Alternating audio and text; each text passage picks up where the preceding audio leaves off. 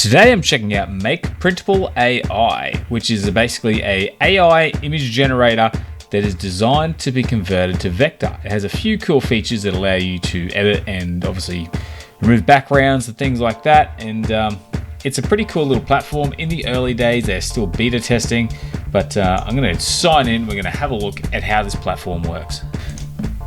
So when you land in, you do need to buy credits in order to use this. They don't have any free trials or anything like that available yet, but I've got a hold of 50 credits here, and that I've actually used 11 or so credits. I've generated a few images and a couple of vectors, so it's been a pretty fun little process to play with so far. Now you can just get a random idea by clicking on that, so a hidden library of the universe, that kind of thing, or you can type in something of your own.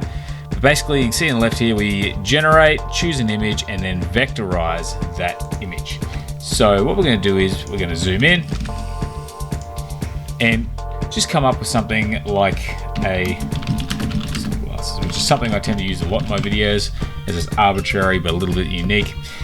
We can go for a free shape and we can choose a style. So we've got freestyle, comic, abstract, children's book, pixel art. We've got a few different ideas here that we can play with.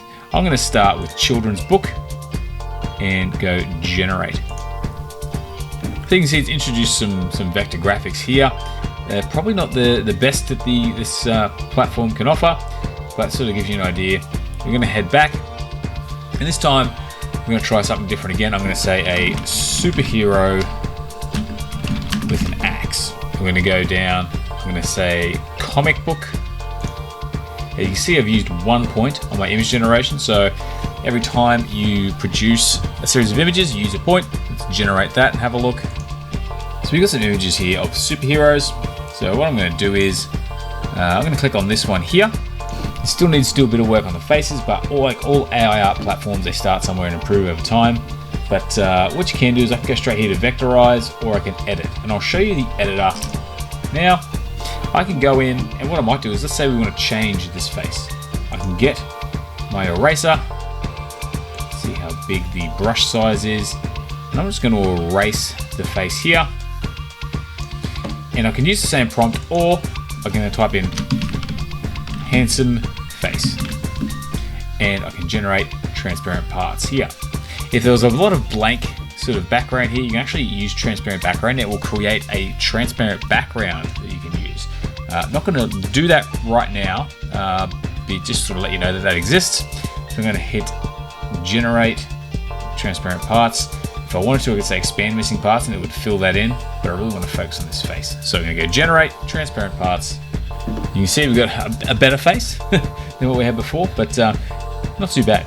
Now say I want to do something down here. Maybe I want to change this to the Superman symbol or something like that. Get rid of that. I'm going to say Superman symbol or Superman S symbol. Generate transparent parts. And now that's looking a bit better too. So you do have a bit of an in-painting feature, which is cool, that you can use. So I'm going to save those changes. And now I'm going to vectorize this artwork and take a look. Now you've got two options here, download a PNG or download an SVG. Just so you know, PNG is not a vector art format. So if you're looking for a vector file, we want to download the SVG file. I'm going to save it here and open it up in Adobe Illustrator, and we can take a look. So I've imported our file here of the Superman, and I'm going to zoom in, and you can see it is indeed vector. We can select certain objects, change the color like we would with any other vector file. If you don't know how to use Illustrator, that's a whole different category of video than what we're doing here. But we've been able to create this vector. This one's a little bit more complicated, so we can try other things. So if I head back, I can go my back arrow here, go back. I can come up with a lettermark W logo, something simpler. Try a geometric pattern, or there's another one here for graphic. Let's try graphic and generate. So you can create some nifty sort of effects like this. Still gets that weird text effects you get with a lot of other sort of AI art generators, but that's pretty cool. So you can create nice simple vectors like that. We're going to head back. Maybe this time we'll go for geometric pattern and generate. You see you do get some pretty nifty results once you've had to play around.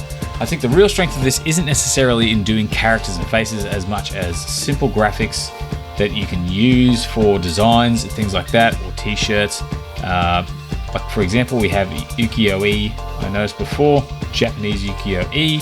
So if we were to say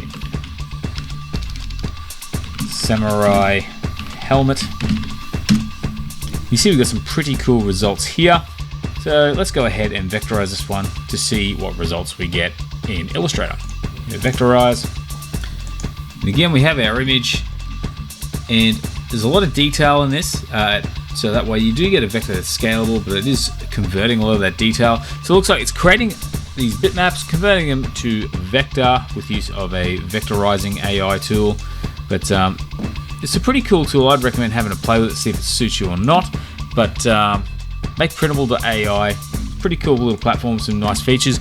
These are the early days, so it'd be interesting to see where they go with this. With enough time spent, I can see it becoming something pretty awesome. But right now, this is definitely kind of in its infancy compared to what it could become. So keep an eye out for this service. Otherwise, I hope you enjoyed the video. If you did, there's a link in the description to this, so check it out and have a great day. Hope to see you again soon.